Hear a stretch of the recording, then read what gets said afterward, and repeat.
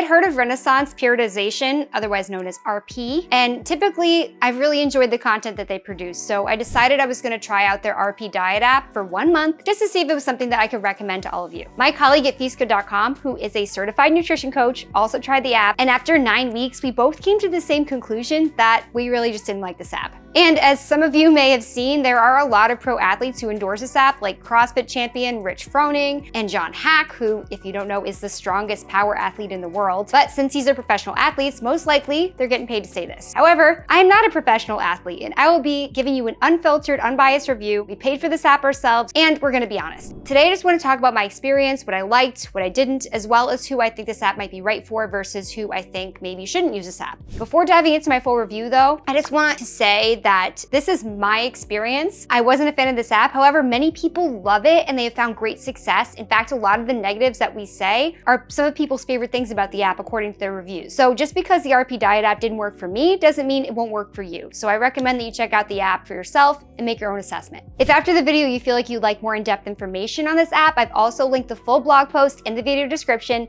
which is going to go into more detail on how we tested the app, any features, and alternatives that we recommend.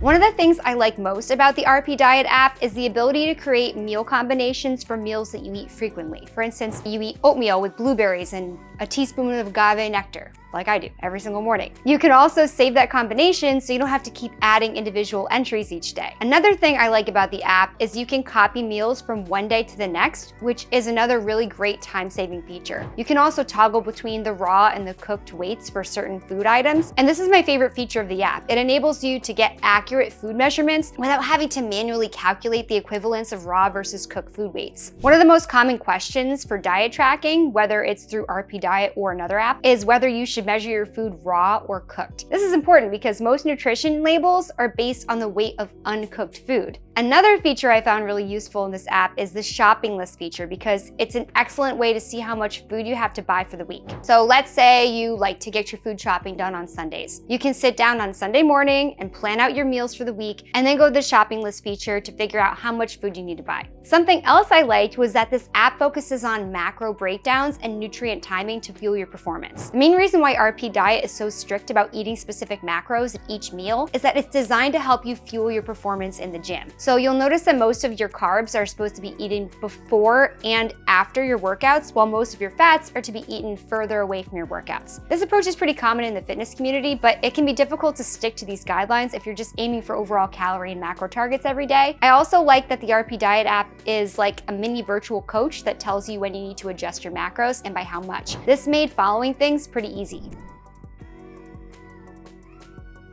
This app is very rigid. Instead of giving you a calorie target to reach each day with an overall breakdown of protein, fats, and carbs, you have to have a specific amount of food to eat within each meal depending on when you work out. If you try to go even just a tiny bit over your macros for any meal, the app won't let you log in at all. In actuality, there is a little bit of flexibility to go over 5 grams of any macro. When you check in your meals, you can select the roughly at macros option. If you ate within 5 grams of each macro, you could theoretically add a tiny bit more food to your meals. You just can't note that extra food in the app, which can be frustrating if you like being precise with your tracking. But I found this very challenging and I wish there was just a little more flexibility here. Another huge drawback of the RP Diet app is that you don't see an overall daily calorie count. RP uses this as a selling point, but I think it just creates confusion. If you know anything about nutrition, and sometimes even if you don't, not knowing how many calories you're eating each day can lead to more questions than answers. It doesn't count the macros for each single food item that you log. This is why the app doesn't show total calories, but it makes things too complicated, especially if you want to see how all of the food's macros factor into your day. Another thing I don't like about this app is that it makes you eat fewer calories on rest days. In theory, this sounds logical.